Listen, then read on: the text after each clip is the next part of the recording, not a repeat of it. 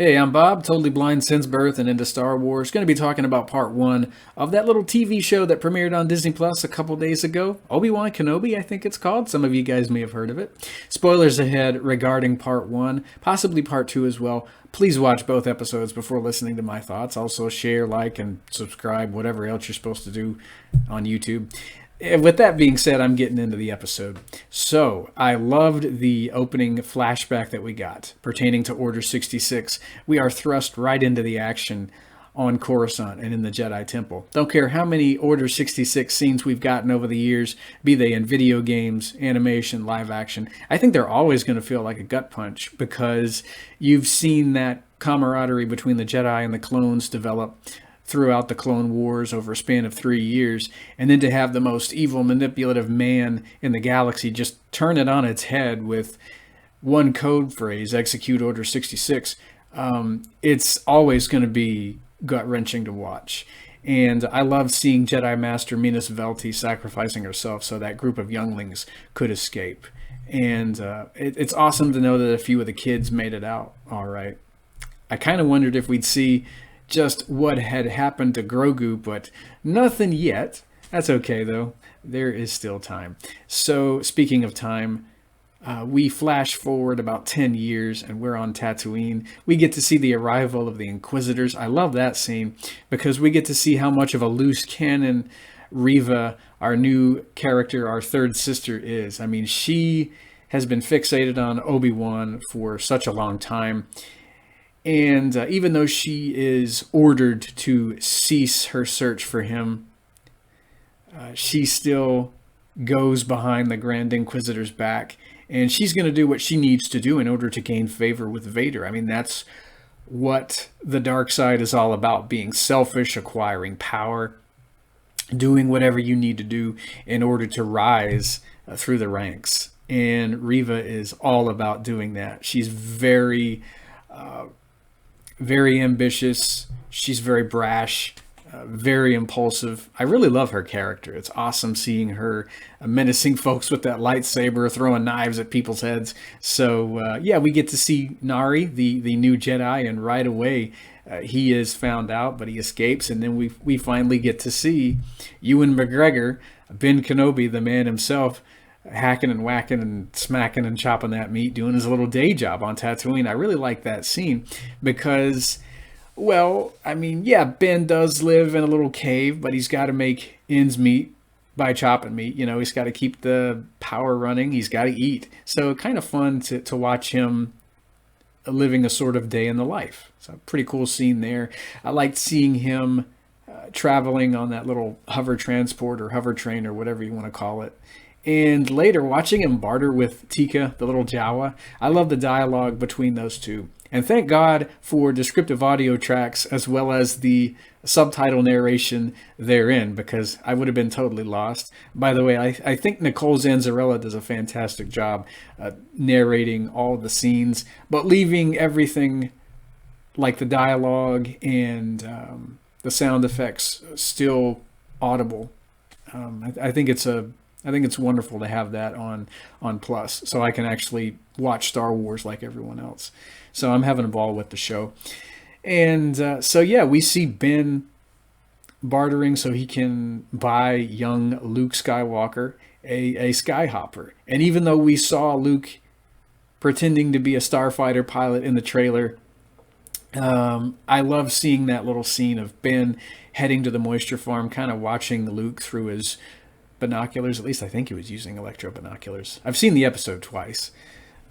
But yeah, that was a really touching scene. I love watching these original trilogy characters doing pretty much anything in Star Wars. They bring such a magic to the screen.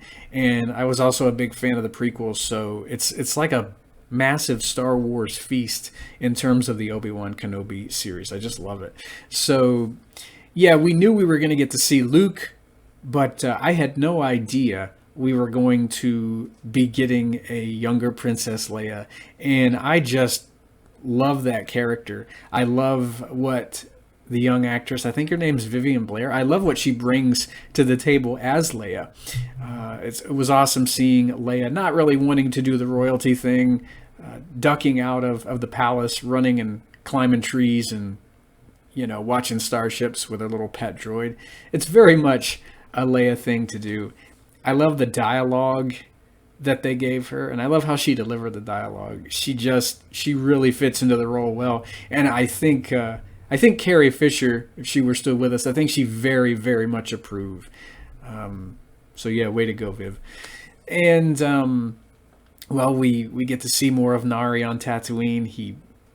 He finds Obi-Wan, and I mean, Obi-Wan is a very haunted individual. He's been through hell, and he's been alone for 10 years. When you're alone with your thoughts for that long, talking to no one but ghosts, and yourself not having much to do, I think it can tend to make anyone depressed. And I mean, Obi's lost everything. He has no Anakin to laugh with, to make quips with, and it's clearly taken a toll on him, having lost everything in such a short amount of time. And he doesn't have very much left, and he doesn't want to go back into the fight. He thinks the time of the Jedi is over, which is why I love that the writers had Leia kidnapped, because you have to have something to get Ben off of Tatooine. Even though I didn't get as much Luke as I wanted, I love seeing Leia, and I think she's such a fun character to explore. So cool having Leia kidnapped by those bounty hunters. And yes, of course, Reva is behind that. She wants to draw Obi-Wan out so she can take him to Vader. And I like that she's kind of done her research, going through the archives, making connections between Obi-Wan and Bail, and knowing that, okay, these guys fought in the war, so if I kidnap this guy's kid, Ben's he's gonna come right to me, and then I can get more power by taking him to Vader. Very clever. And I mean, we also see Ben motivated by the death of Nari. And I was hoping we get to see a bit more of this character, but I mean, he was pretty much a one and done individual, and I think that's all right. I mean, he's there to encourage Ben to do the right thing. Now, of course, Ben is going to feel guilty because he didn't help this guy out. He's lost Anakin. He probably blames himself for this guy being killed by the Inquisitors. Oh, and by the way, love seeing Owen being menaced by Reva. He is clearly, he's got no love for the Jedi, and now, he undoubtedly dislikes Ben even more because of Ben. Owen was almost killed by Reva. Lucky for him, he still had all of his limbs intact, because, I mean, Reva seems to enjoy lobbing limbs off of anyone who speaks against her. And boy, she's a menacing character. And I liked seeing that disdain that Owen lobbed at Obi-Wan there. I mean, he's not wanting anything to do with Obi. He blames Obi for Anakin's death. Well, they think he's dead, but of course he's really not. And it was just a fun scene watching those two there. And I love how Bail shows up on Tatooine toward the end of the episode and basically tells Ben, look, you may not be the man that you used to be, but you're going to have to be. Leia's just as important as Luke. Just because you couldn't save Anakin, it doesn't mean that you can't save her. And I think Ben needs to know that he's still needed, that he does matter, that what he does, it does matter to people, and that he can make a difference. He is just a shell of his former self, but it's awesome watching him going out into the desert, digging up that box after Nari's death, after everything, and there are Anakin's and Obi-Wan's lightsabers, and he knows what he needs to do. I think he feels as if he can redeem himself by saving Anakin's daughter, and that's why he's going to go to Daiyu, and that's why he is going to put himself out there. So it was a fun episode. I loved all the performances. I love Moses Ingram as Reva, and as I said, I think Vivien Blair, she just kills it as a younger Princess Leia. I love the stuff pertaining to Leia. Like I said, when any of the original trilogy characters or prequel trilogy characters come into Star Wars, it makes me feel like a kid again because, I mean, it makes me think of the old Leonard Maltin VHS tapes when seeing, a younger Luke or Leia. And Ewan makes me think of how much fun I had watching the prequels as a kid. And it's awesome seeing him back and loving that role of Kenobi so much. And I think having a great time playing that role. So fun first episode. Next time we're going to be talking about part 2. Hopefully I can get these out pretty fast. And I hope you guys enjoyed the video. I'm not going to be very negative because there wasn't much I disliked. I don't think I disliked anything about this episode. It really blew me away.